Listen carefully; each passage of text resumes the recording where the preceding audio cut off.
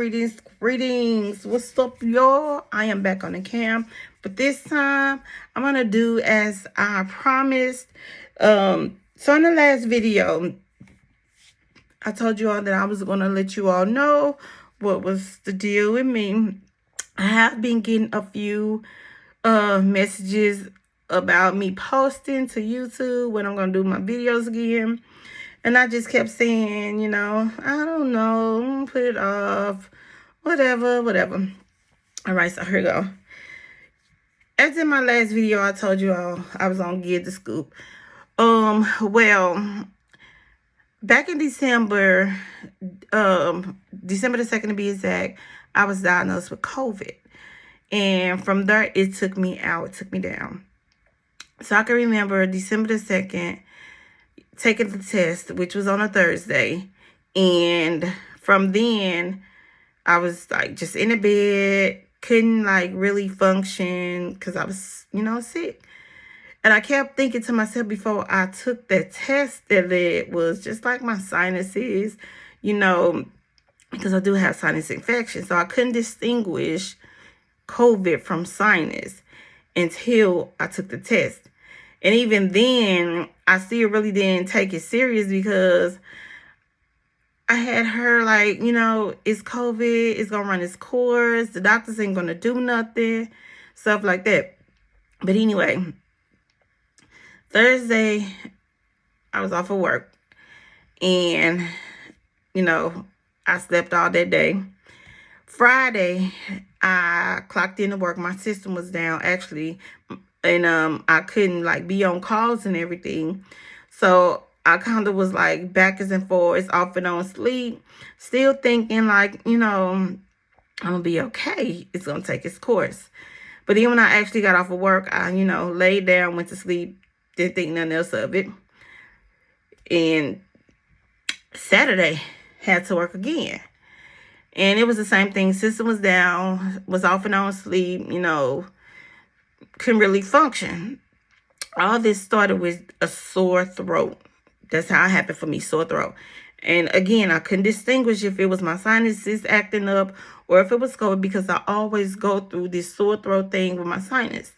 But anyway, Saturday, I got off of work and this time it was just different. I laid down in the bed and I got back up to take a shower. And this time when I got up, I couldn't catch my breath.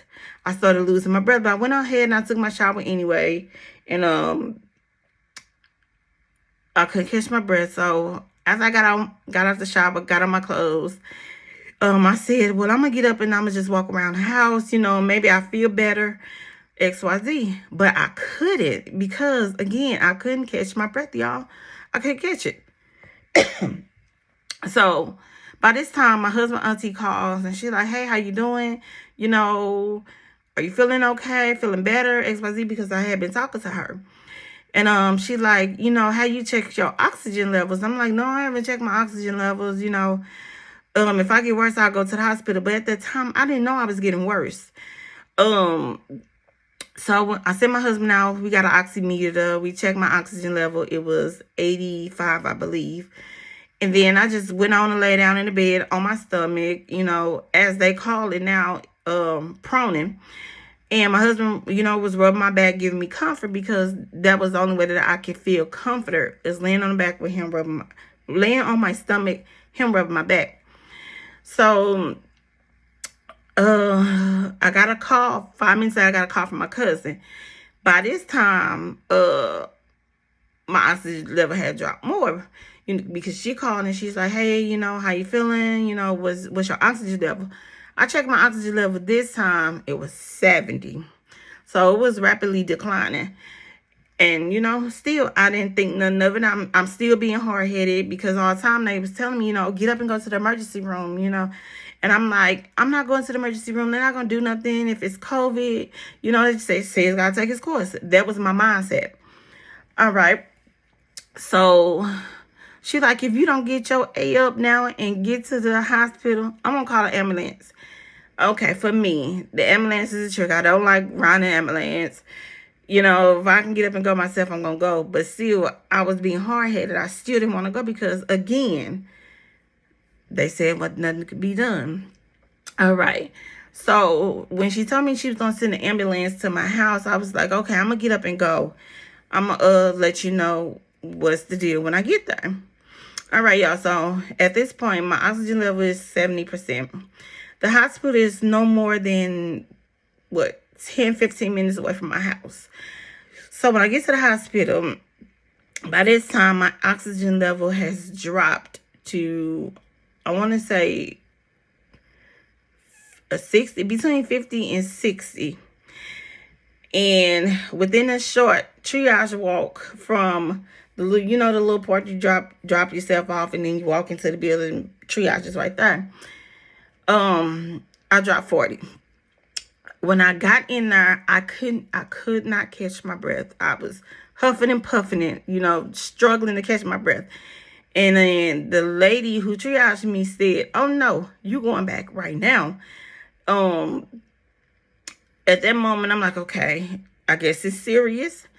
And the doctor came in, they hooked me up to all these machines, got my blood, had me urinate, all that good stuff. And he was like, "You're getting admitted tonight."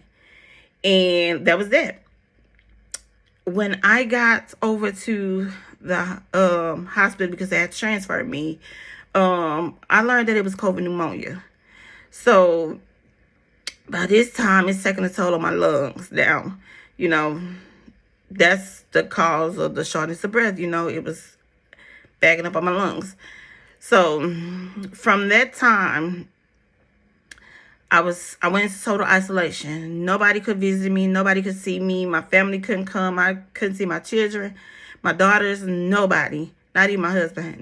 Nobody. All I had was my cell phone. And even then, who wants to be on the cell phone all the time going through, even though I was, because I was still on my social media updating my Facebook.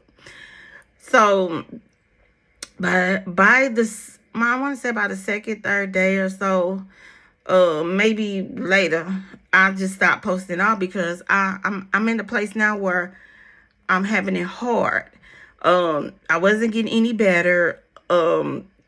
They changed me from a CPAP to a BiPAP, and I couldn't take it. I couldn't breathe, so it was taking my breath even more. So they called my husband, and they asked him, "What do you want me to do?" And I get where he coming from when he told them, "Do all that you can." However, I was well aware of what was going on, so I was able to refuse being put on a ventilator. So they didn't do that. So when I got to the ICU, rudest doctor ever came in, and he was like, "What do you want me to do for you? And it's my job to care for you. If not, we could take you back to, regular care." And I said, "You can care for me, but you are not going to put me on a ventilator." And that was my main thing. I was not going on a ventilator, because I know that once you go on a ventilator, it's hard to come off of that.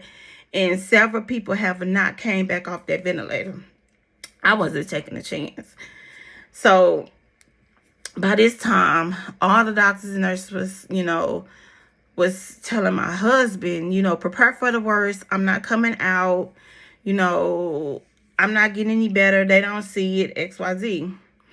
However, I came out of it.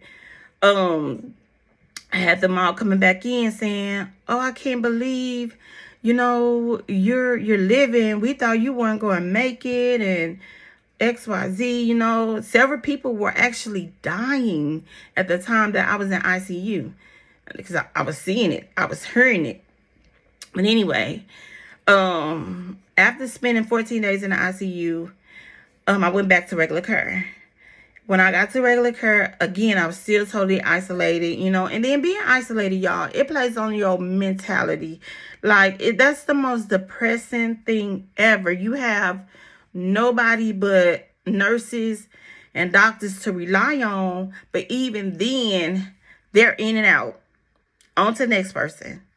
It's really no comfort, no talking, And then they got this whole thing with agency now, where you're seeing a nurse every day, like a different nurse every single day. Nobody really knows your care plan. Nobody knows how you operate. You know, it was just crazy. Also, I was denied getting a bath. 2 months in the hospital, no bath. I could not take that, y'all. Oh, Jesus, I could not take that. But it was because I was hooked up on so many machines. I had a heart monitor on. I had the CPAP going. I had oxygen tubes going. You know, I had stuff hooked up on my fingers. I had IVs, you know, just all that.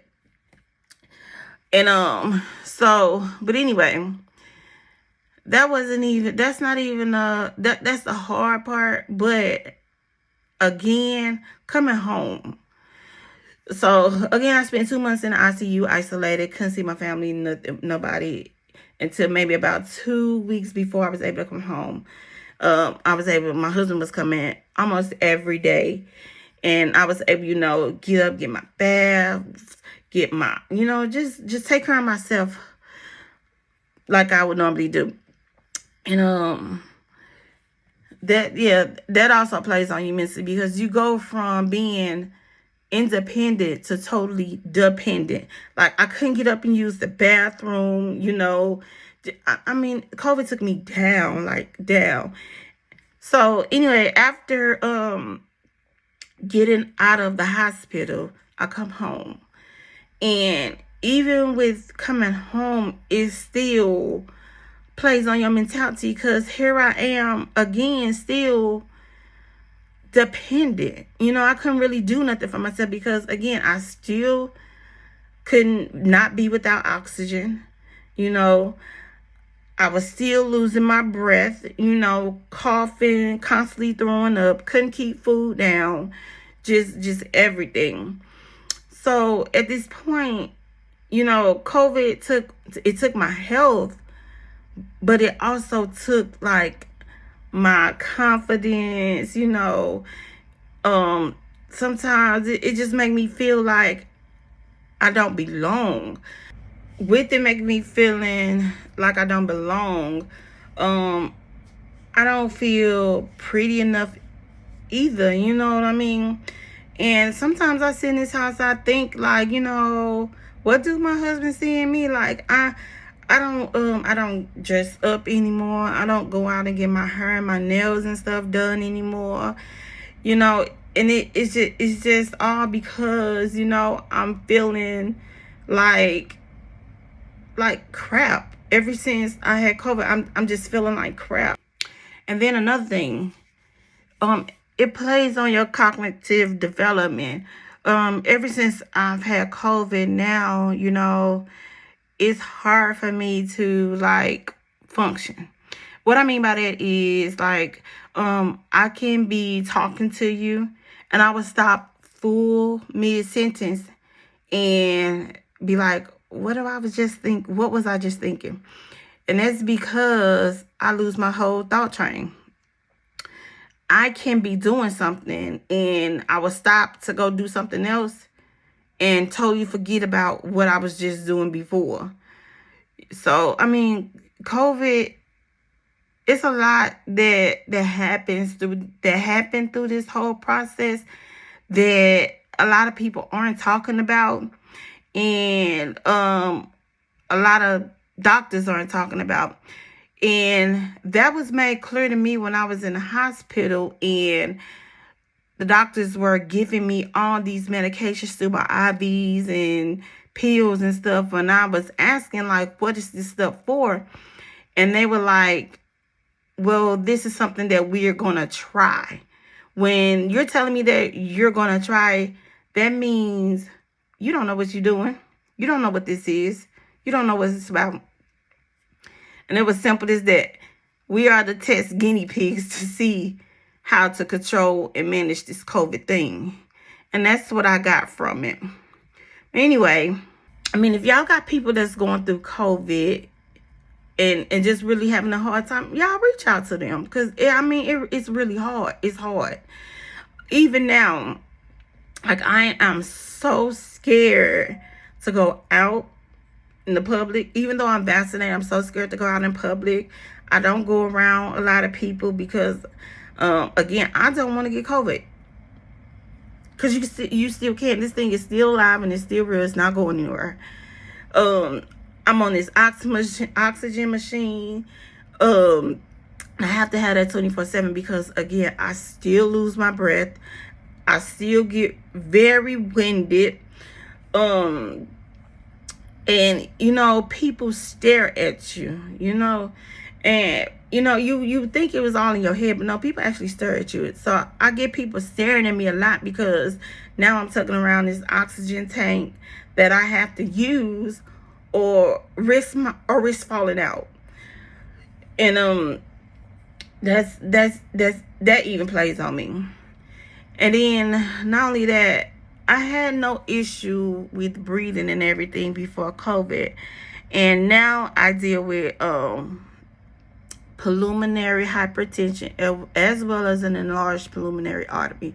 I didn't have that stuff before COVID pneumonia, and I'm on like 8 different medications, and then I was just put on some new medication for PAH, and it's a Viagra generic that helps with blood flow. So that's what I'm going through. You know, I still am in and out of it with this whole thing because I'm tired. I'm tired of going through it. I'm gonna be straight up with y'all. I'm tired of going through it. Like, you know, sometimes you feel like you don't have the support that you should have, when other times it feel like you got the support. But y'all, it's mixed feelings, it's mixed vibes, you know. And I'm trying to be as real as I can with y'all. But my experience with COVID pneumonia was horrible.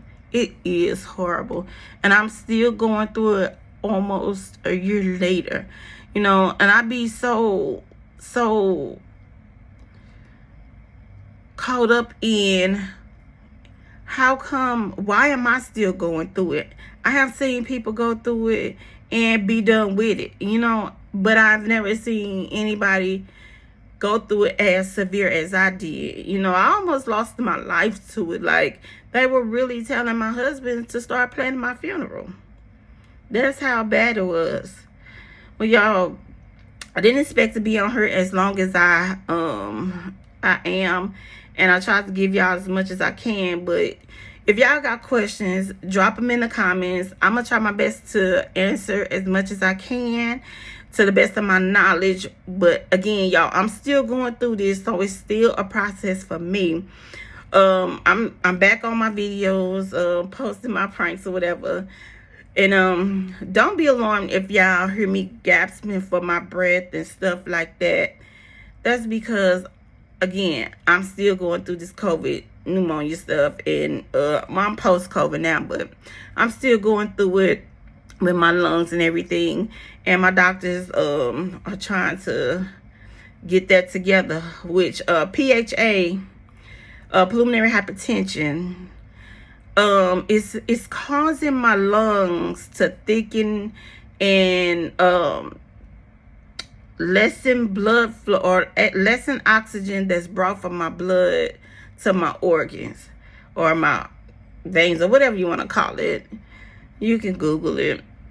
But again, if anybody got any questions about anything that I have experienced, you know, drop them in the comments and I will answer them the best I can.